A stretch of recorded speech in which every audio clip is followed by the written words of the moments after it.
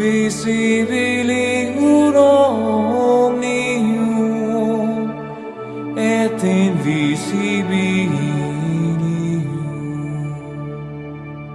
et in unum Dominum Iesum Christum.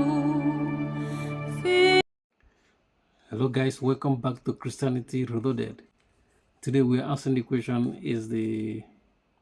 is Vatican III or another ecumenical council in the Catholic Church imminent? It seems like we need Vatican III.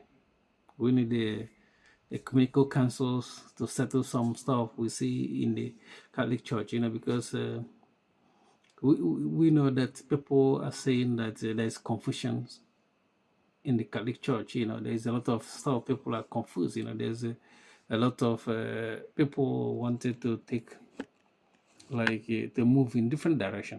They wanted the church to move in different direction, and some want to impose their Western ideology to reach it in the church. They want the church to be, they believe that the church need to be open. You know what I mean?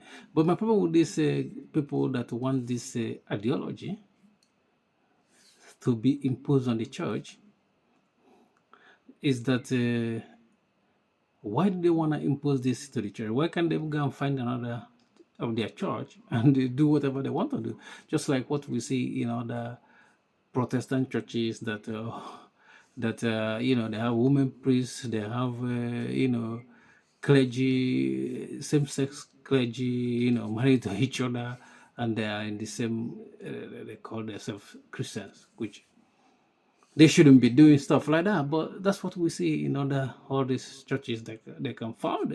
These people that want to impose it on the Catholic Church should go and find something like that and do whatever they want to do. No one will care about that. Why they want this institution, this body of Christ, the church of living God, to be open to this kind of stuff? And we see like the way things are going. This few, because when you look at the Catholics all over the world, the population of Catholics all over the world, is minority of people that want to impose this ideology on other people. It's like colonization. They want to colonize the church by bringing this kind of ideology into the church. And we know that Pope Francis, the last pope before we have Pope Leo XIV, Pope Francis, who was, I don't know whether people will look at, maybe in future, look at his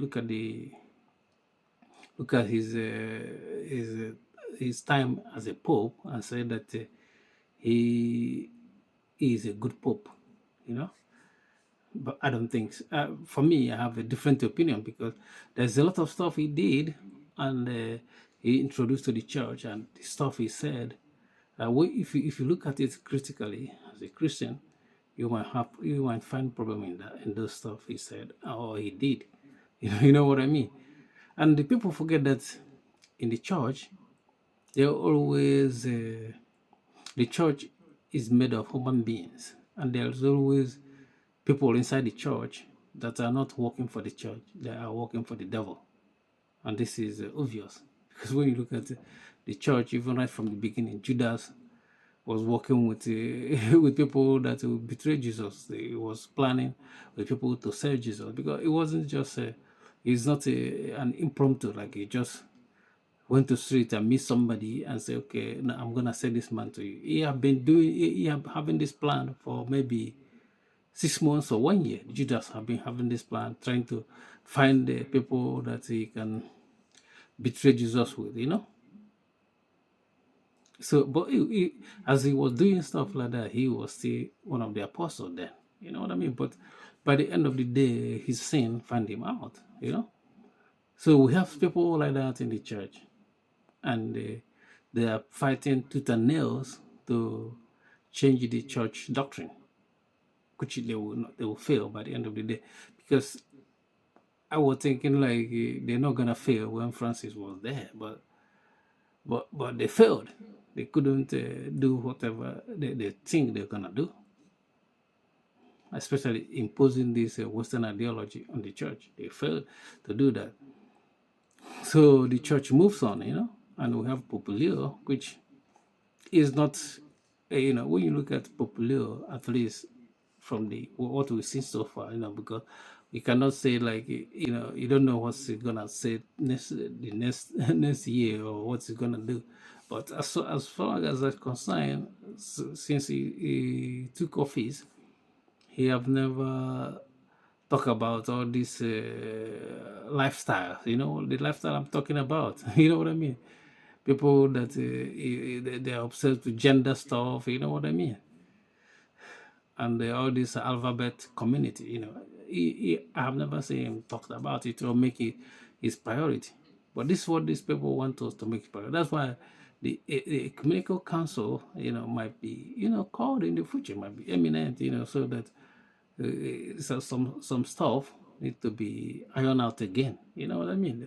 Because once we have a Ecumenical Council, we clear some stuff. Even there's some misunderstanding as well. Even some people are talking about Vatican II. They're making it Vatican, and the Ecumenical Council come on and clarify Vatican II is not the teaching in Vatican II, which I believe is clear.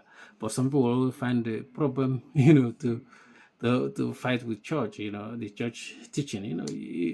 Everybody will not like church teaching, but it's not because you don't like every church teaching that you're gonna start causing trouble for the church or disobeying with the church teaching. You know what I mean?